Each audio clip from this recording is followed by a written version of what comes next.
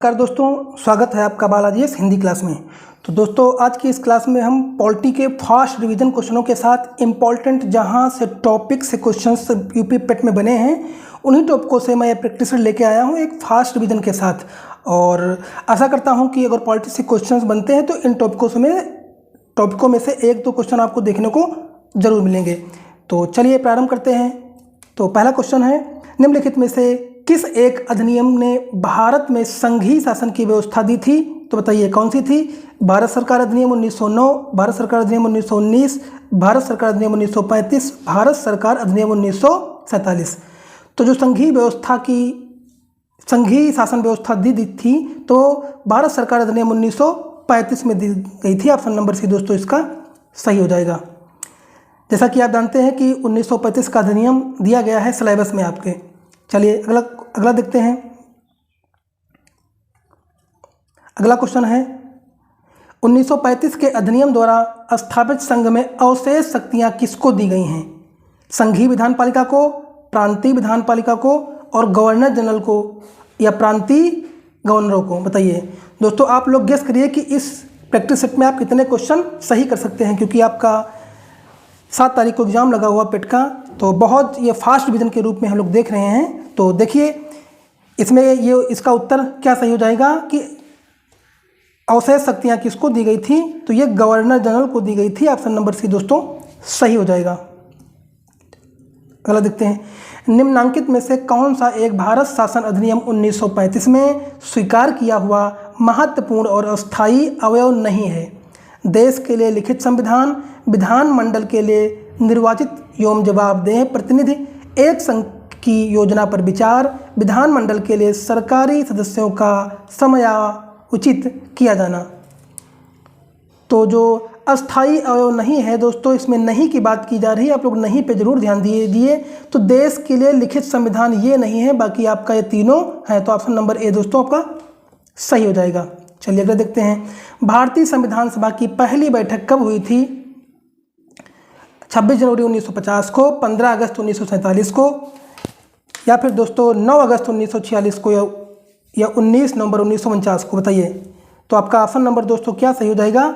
9 दिसंबर 1946 को पहली बैठक हुई थी। ऑप्शन नंबर सी दोस्तों सही हो जाएगा। चलिए अगला है, देखते हैं, भारत को एक संविधान देने का प्रस्ताव संविधान सभा द्वारा पारित किया गया था कब? जनवरी 22 1946 में, या फरवरी 20 1947 में, या फिर जुलाई 26 1946 में, या जनवरी 22 1947 में? तो यह प्रस्ताव संविधान द्वारा पारित किया गया था वो जनवरी 22 1947 को। ऑप्शन नंबर बी दोस्तों सही हो जाएगा। देखिए 22 जनवरी 1947 को संविधान सभा द्वारा भारत को एक संविधान देने का उद्देश्य प्रस्ताव पारित किया गया था। उद्देश्य प्रस्ताव को 13 दिसंबर 1946 को संविधान सभा में जवाहरलाल नेहरू ने पेश किया था। आगे चलकर यही उद्देश्य प्रस्ताव का प्रारूप बना। तो इसका ऑप्शन नंबर दोस्तों क्या? Option number C, option number B दोस्तों सही हो जाएगा। चलिए अगला देखते हैं, संविधान सभा के सम्मुख जवाब संविधान सभा की प्रस्तावना का प्रस्ताव किसने रखा था? जो कि अभी आप ऊपर पढ़ चुके हैं। किसने रखा था? अभी आपने पढ़ा है, जवाहरलाल नेहरू ने रखा था। ऑप्शन नंबर ए दोस्तों सही हो जाएगा। चलिए अगला है, संविधान सभा में उद्देश्य प्रस्ताव निम्न में से किस एक के द्वारा प्रस्तुत किया गया था? अभी आप ऊपर पढ़े हैं, जवाहरलाल नेहरू द्वारा। निम्नलिखित में से संविधान सभा की संघ संविधान समिति का अध्यक्ष कौन था? बताइए कौन था संघ संविधान समिति का अध्यक्ष? जवाहरलाल नेहरू। दोस्तों जवाहरलाल नेहरू से जो ये संघीय समितियां बनी है, इससे क्वेश्चन अब की बार आने की पूर्ण चांस है। इसीलिए मैं इस समिति को बार बार आपको संघ संविधान समिति को दिखा रहा हूं। और किसी भी माध्यम से किसी भी प्रकार से अगर घुमा फिर क्वेश्चन आ जाए तो आप अवश्य देख लो और अपना उत्तर सही कर सको, इसलिए मैं इतने क्वेश्चन इस पे लाया हूं। तो ऑप्शन नंबर सी दोस्तों आपका सही हो जाएगा।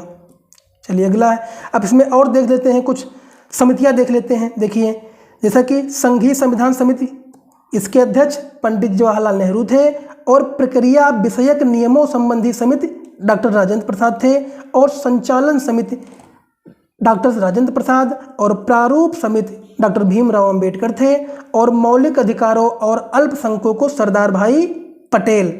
यो और इसी में ये जनजातीय और अपवर्जित क्षेत्र संबंधी सलाहकार समिति के भी अध्यक्ष कौन थे? पंडित जवाहरलाल नेहरू थे। अगला देखते हैं,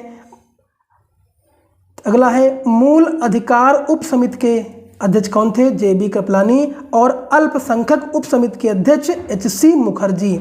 और संघीय शक्तियों संबंधी समिति पंडित जवाहरलाल नेहरू। और प्रांतीय संविधान समिति सरदार वल्लभ भाई पटेल। और कार्य संचालन संबंधी समिति के अध्यक्ष के.एम. मुंशी थे। तो दोस्तों ये बहुत इंपॉर्टेंट टॉपिक है, इससे अब की बार एक क्वेश्चंस बनने की पूर्ण संभावना है, इसलिए आप इसको जितनी ये समितियां हैं आप लोग जरूर से एक बार रिवीजन कर लेना फास्ट तौर पे। चलिए अगला है, न्यायिक पुनरावलोकन की व्यवस्था है केवल भारत में, केवल यूएसए में, भारत और यूएसए दोनों में? तो बताइए। तो जो न्यायिक पुनरावलोकन की व्यवस्था है भारत और यूएसए में है, ऑप्शन नंबर सी दोस्तों इसका सही हो जाएगा। अगला है, अब देखिए कुछ जो है संविधान के स्रोत के बारे में देख लेते हैं कि कौन सा जो है स्रोत कहाँ से मिला है। तो संवैधानिक प्रावधान और स्रोत, तो देखिए मौलिक अधिकार कहाँ से लिया गया है? अमेरिकी और अधिकार पत्र। राजनीति की राज्य की नीति के निर्देशक तत्व कहाँ से? आयरिश संविधान से। और मंत्रिमंडलीय सरकार कहाँ से? ब्रिटिश संविधान से। और केंद्र राज्य संबंध कहाँ से? कनाडा का संविधान से लिया गया है। ये भी इंपॉर्टेंट है, इसको भी आप लोग याद कर लेना। चलिए, और मूल अधिकार कहाँ से? संयुक्त राज्य अमेरिका से। और शासन की संसदीय प्रणाली ग्रेट ब्रिटेन यूके से। और आपात उपबंध जर्मनी का वाइमर संविधान से लिया गया है। तो चलिए अगला क्वेश्चन देखते हैं, वित्त विधेयकों के बारे में विशेष उपबंध किस अनुच्छेद के अंतर्गत किया है? तो अनुच्छेद 117 या अनुच्छेद 119 या अनुच्छेद 121 या अनुच्छेद 123? तो वित्त विधेयक के बारे में कहा जा रहा है तो अनुच्छेद 117 के बारे में दिया गया है, ऑप्शन नंबर ए दोस्तों सही हो जाएगा। अब आगे कुछ अनुच्छेदों के बारे में देख लेते हैं, जैसे कि भारतीय अनुच्छेद संविधान का अनुच्छेद 3 में क्या है? राज्यों का, नए राज्यों का गठन। और भाग 2 में क्या है? नागरिकता है। और भाग 3 में क्या है? मौलिक अधिकार है। अगला दोस्तों, और अनुच्छेद 223A में क्या है? प्रशासनिक अधिकरण की स्थापना है। तो ये भाग और अनुच्छेद बहुत ही इंपॉर्टेंट हैं। और ये आपका एक देखो बीच में भाग भारतीय संविधान का अनुच्छेद 323A, इसके बारे में दोस्तों पूछा गया है, इसलिए इसको लेके सामने आया हूँ कि इसमें प्रशासनिक अधिकरण की स्थापना है। तो ये जरूर से जरूर आप लोग याद कर लेना।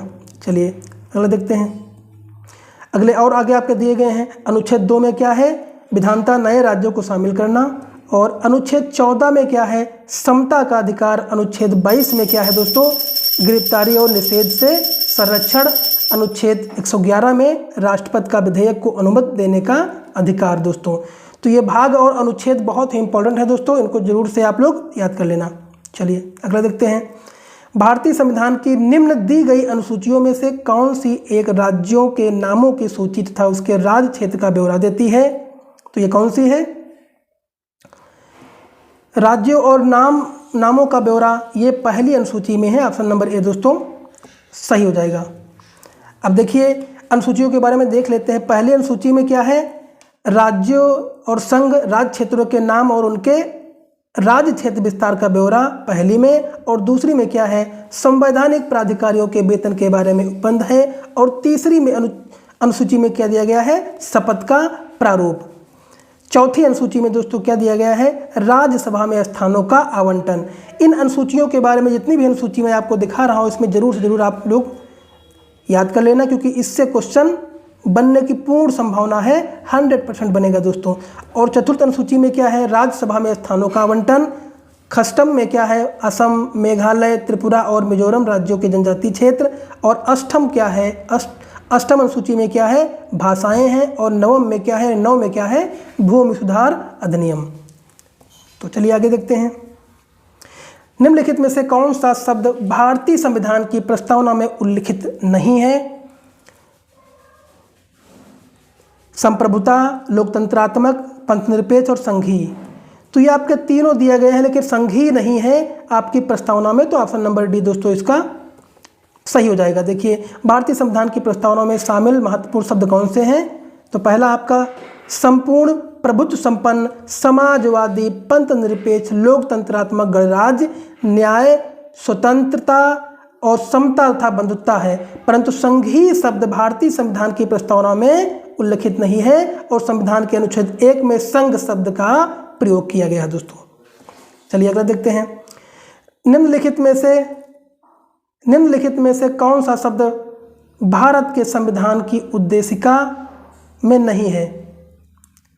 तो उद्देशिका में जो आपका समाजवादी भी है, पंथनिरपेक्ष भी है, प्रभुत्व संपन्न भी है, लेकिन आपका लोक कल्याण नहीं है, तो ऑप्शन नंबर डी दोस्तों आपका सही हो जाएगा। चलिए अगला देखते हैं। संसदीय व्यवस्था वाली सरकार एक वह होती है जिसमें संसद के सभी राजनीतिक दलों का सरकार में प्रतिनिधित्व होता है। सरकार संसद के प्रति उत्तरदायी होती है और उसके द्वारा हटाई जा सकती है। सरकार लोगों के द्वारा निर्वाचित होती है और उसके द्वारा हटाई जा सकती है। संसद सरकार के द्वारा चुनी हुई कित निर्धारित समयावधि के पूर्ण होने के पूर्व हटाई जा सकती है। तो जो संसदीय व्यवस्था वाली सरकार होती है जिसमें ऑप्शन नंबर बी, सरकार संसद के प्रति उत्तरदायी हो और उसके द्वारा हटाई जा सके, ऑप्शन नंबर बी दोस्तों सही हो जाएगा। चलिए अगला देखते हैं। अब देखिए कुछ संसद के बारे में, संसद प्रणाली के बारे में देख लेते हैं फास्ट रिवीजन के साथ। इससे क्वेश्चन संभावना है बनने की। संघीय कार्यपालिका की शक्तियां किसमें है दोस्तों? राष्ट्रपति में है। और राष्ट्रपति क्या होता है? तीनों सेनाओं का प्रमुख होता है और राष्ट्रपति भारत का प्रथम नागरिक होता है। और डॉक्टर राजेंद्र प्रसाद भारत के प्रथम राष्ट्रपति थे। और भारत की प्रथम महिला राष्ट्रपति कौन थी? प्रतिभा पाटिल थी। और दोस्तों ये आपका पुराना क्वेश्चन डाटा आ गया है तो इसको आप स्किप कर दीजिए। राष्ट्रपति का कार्यकाल 5 वर्ष का होता है और राष्ट्रपति पद के लिए निर्वाचित होने के लिए 35 वर्ष की आयु का होना आवश्यक है। अगला दोस्तों, राष्ट्रपति को सर्वोच्च न्यायालय के मुख्य न्यायाधीश के द्वारा पद एवं गोपनीयता की शपथ दिलाई जाती है। संविधान की अतिक्रमण के आधार पर ही राष्ट्रपति पर महाभियोग लगाया जा सकता है। तो ये राष्ट्रपति से संबंधित बहुत सारे इंपॉर्टेंट क्वेश्चन है, इससे क्वेश्चंस बन सकते हैं। चलिए अगला देखते हैं। एक राज्य को संघ में सम्मिलित करने अथवा नए राज्यों की स्थापना करने की कार्यपालिकी शक्ति निम्नलिखित में से किससे प्राप्त है? किसे दोस्तों प्राप्त है? संसद को, लोकसभा को, राजनीतिक दलों को और केंद्र सरकार को। तो ऑप्शन नंबर आपका हो जाएगा संसद को प्राप्त होती है। ऑप्शन नंबर ए दोस्तों सही हो जाएगा। भारतीय संघ के अंतर्गत किसी राज्य को मिलाने वाला अधिकार किसे है? तो किसी राज्य को मिलाने का अधिकार किसे है दोस्तों? तो जो राज्य को मिलाने का अधिकार संसद को होता है। ऑप्शन नंबर सी दोस्तों सही हो जाएगा। भारतीय संविधान के अनुच्छेद 13 का मुख्य उद्देश्य निम्नलिखित में से किसके संदर्भ में संविधान की सर्वोच्चता सुनिश्चित करना है? तो ये कौन सा है? 13 में, अनुच्छेद 13 में क्या है? ये मौलिक अधिकार। ऑप्शन नंबर बी दोस्तों सही हो जाएगा। भारतीय संविधान में समता का अधिकार 5 अनुच्छेदों द्वारा प्रदान किया गया है। ये कौन है? समता का अधिकार अनुच्छेद से क्वेश्चंस पिछली बार भी कई एग्जामों में बन चुके हैं, इसलिए अब भी बनने की संभावना है। तो ये किसमें हो जाएंगे? अनुच्छेद 14 से 18। ऑप्शन नंबर सी दोस्तों सही हो जाएगा। देखिए, इसलिए अनुच्छेद के बारे में पढ़ लेते हैं, इंपॉर्टेंट टॉपिक, इससे हर बार क्वेश्चन बना है तो अब की बार भी बनने की संभावना है। अब देखिए, ये 5 भारतीय संविधान में समता का अधिकार 5 अनुच्छेदों द्वारा दिया गया है। 14 से 18 के बीच कौन से हैं? अनुच्छेद 14 क्या है? विधि के समक्ष समता। 15 में क्या है? धर्म, मूल वंश, जाति, लिंग, जन्मजात, जन्म स्थान के आधार पर भेदभाव और प्रतिषेध। और 16 में क्या है? लोक नियोजन के विषयों में अवसर की समता। और 17 में क्या है? अस्पृश्यता का अंत। और 18 में क्या है? उपाधियों का अंत। तो ये स्लाइड बहुत ही इंपॉर्टेंट दोस्तों है और ये मैं फास्ट रिवीजन के तौर पे आपको दे रहा हूँ क्योंकि एग्जाम बहुत नज़दीक है, इसलिए आप इसको 1 से 2 बार वीडियो जरूर देखना। इससे 100% आपसे 2 से 3 क्वेश्चन मिलने वाले हैं। जब सर्वोच्च न्यायालय किसी व्यक्ति अथवा संस्था को उसके दायित्व के निर्वहन हेतु लेख जारी करता है तो उसे कहते हैं, क्या कहते हैं दोस्तों? उत्प्रेषण लेख, अधिकार परीक्षा, बंदी प्रतिक्षण। तो क्या कहते हैं? परमादेश कहते हैं। ऑप्शन नंबर बी दोस्तों सही हो जाएगा। भारतीय संसद के संयुक्त सत्र की अध्यक्षता कौन करता है? तो संयुक्त सत्र की अध्यक्षता जो करता है राज्यसभा का सभापति, संसद का वरिष्ठतम सदस्य, लोकसभा का अध्यक्ष या भारत का राष्ट्रपति।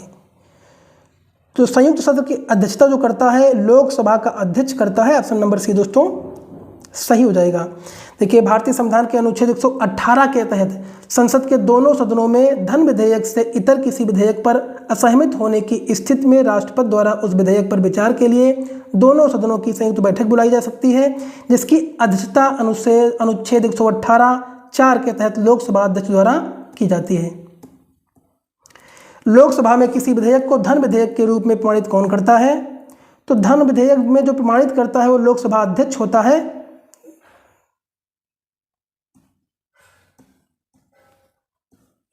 दोस्तों कौन होता है? लोकसभा अध्यक्ष होता है। ऑप्शन नंबर डी दोस्तों सही हो जाएगा। अब देखिए, भारतीय संविधान के किस संशोधन अधिनियम द्वारा पंचायती राज व्यवस्था को संवैधानिक दर्जा दिया गया था? तो पंचायती राज जो व्यवस्था का दर्जा दिया गया था वो 73वें संशोधन में दिया गया था। ऑप्शन नंबर दोस्तों सी सही हो जाएगा। देखिए, भारत के संविधान के 73वें संशोधन द्वारा संविधान में